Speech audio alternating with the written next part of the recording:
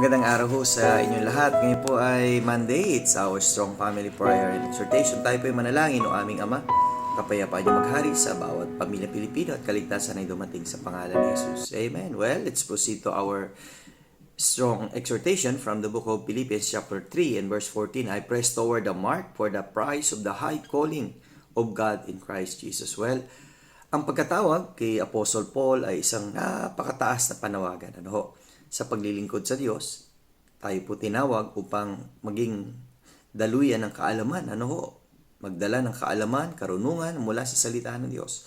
Kaya nga patuloy natin itinuturo na tanggapin natin si Jesucristo na maging ating Panginoon at tagapagligtas. Kaya paulit-ulit, paulit-ulit kasi nasabi ko sa inyo, kung hindi mo pa tinatanggap si Jesucristo, kaibigan, tanggapin mo na siya na iyong maging Panginoon at tagapagligtas sa araw na ito. Okay, see you again tomorrow sa ating Strong Family Prayer and Exhortation.